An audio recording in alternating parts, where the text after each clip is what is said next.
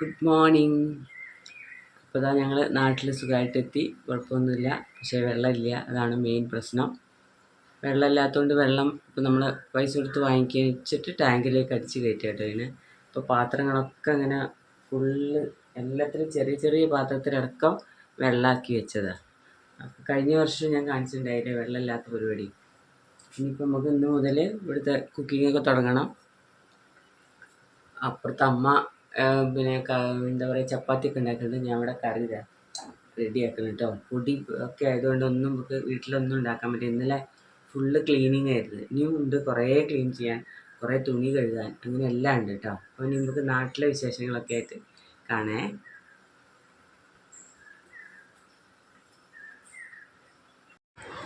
അങ്ങനെ നമ്മളിതാ വീട്ടിൽ വന്നിട്ട് ഞാൻ പിന്നെ പിറ്റേ ദിവസം കറി ഉണ്ടാക്കിയായിരുന്നു കേട്ടോ.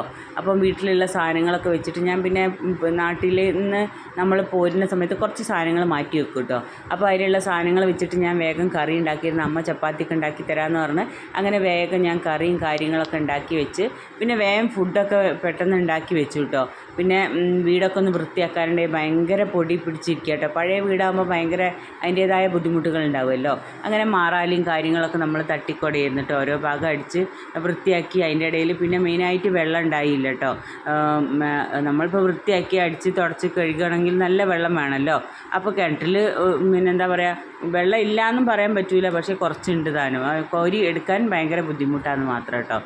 അപ്പോൾ പിന്നെ നമ്മൾ പിന്നെ എല്ലാ സാധനവും പുറത്തേക്ക് വലിച്ചിട്ടിട്ട് വീടൊക്കെ ഒന്ന് അടിച്ച് തുടച്ച് പിന്നെ വൃത്തിയാക്കി എടുത്തു കേട്ടോ.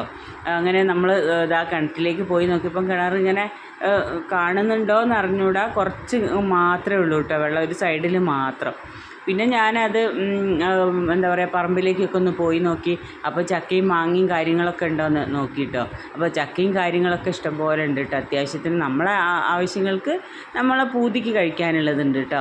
നമ്മൾ ഡൽഹിയിലൊക്കെ ആകുമ്പോൾ എത്രയാണ് പൈസ കൊടുത്ത് നല്ല വാങ്ങിക്കല്ലേ. ഇപ്പം നമ്മളെ പറമ്പിൽ തന്നെ ചക്ക ഉണ്ട് കേട്ടോ. അപ്പം പിന്നെ കുറച്ച് ചക്കയൊക്കെ അമ്മ മാറ്റി നമ്മൾ വരും എന്ന് പറഞ്ഞപ്പോൾ അമ്മ എടുത്ത് വെച്ചിട്ടുണ്ടായിരുന്നേ. അപ്പോൾ പഴുത്ത ചക്കയൊക്കെ അമ്മ എടുത്ത് വെച്ചിട്ടുണ്ടായിരുന്നു. പക്ഷെ അത് കഴിക്കാൻ പോലും സമയം കിട്ടുന്നില്ല കേട്ടോ. ഈ പൊടി തട്ടി തട്ടി തട്ടി നമുക്ക് എന്താ പറയുക, അതിനൊന്നും കഴിക്കാനുള്ള സമയമൊന്നും ഉണ്ടായില്ല കേട്ടോ. പിന്നെ ഞാൻ ആ പറമ്പിൽ വേറെ എന്തൊക്കെയാണ് ഉള്ളതെന്നൊക്കെ നോക്കി. പിന്നെ ചൂടല്ലൊക്കെ വറ്റി വരണ്ടിരിക്കുകയായിരുന്നേ.